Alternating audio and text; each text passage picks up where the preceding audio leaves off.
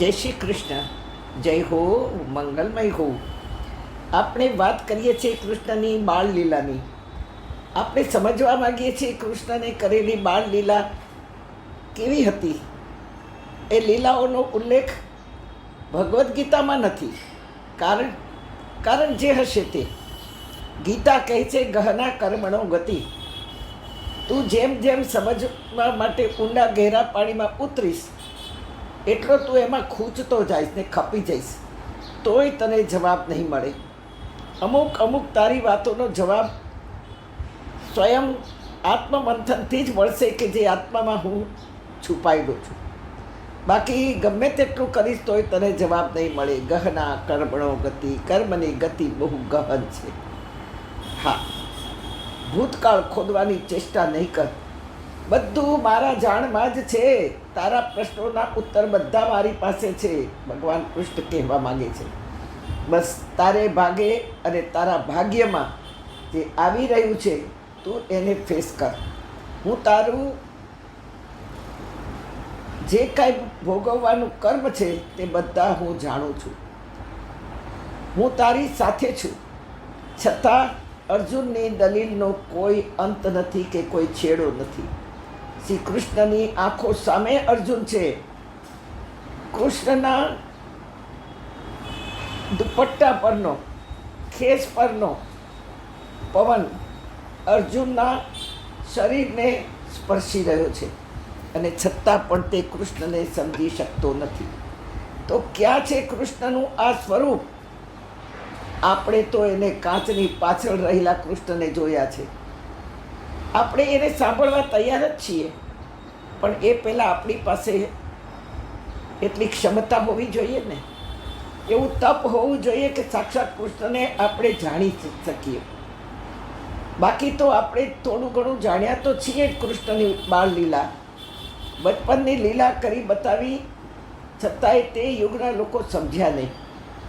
તેથી હવે ગીતા દ્વારા એ મારી લીલાઓ કઈ હતી તે કહી બતાવ્યું છે.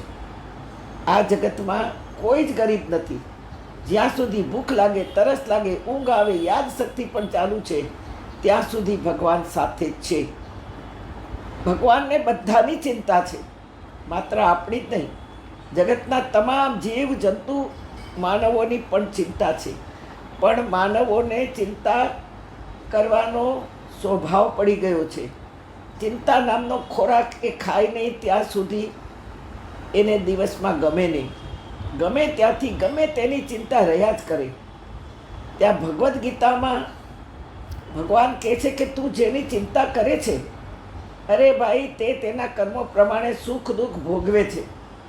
એકના એક દીકરાને કેન્સર થયું હોય, માં રાત દિવસ જાગે, ભૂખી રહે, પાઠ કરે, પૂજા કરે, કેટલું ભગવાનને મનાવે, ભવિષ્ય જોડાવે, પણ છતાં કંઈ ચાલે નહીં અને દીકરો છોડીને ચાલ્યો જાય. તારું કાંઈ જ ન ચાલે. અરે મારું પણ નહીં ચાલે. ભગવાન કહે છે કર્મ સ્વતંત્ર છે.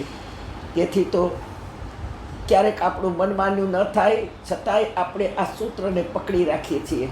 મેરી મરજી, મેં ये કરું, वो કરું, यहाँ જાઉં, વहाँ જાઉં, મેરી મરજી.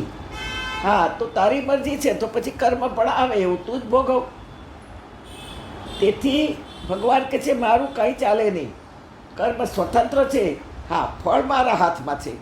સારા કર્મોનું ફળ સારું જ મળવાનું અને ખોટા કર્મનું ફળ ખોટું જ મળશે. આપણે વિચારીએ કે ભગવાન કૃષ્ણના હાથમાં જ હતો આખો દોર પાંડવોનો. પાંડવોના હિત જ શું હતા ભગવાન?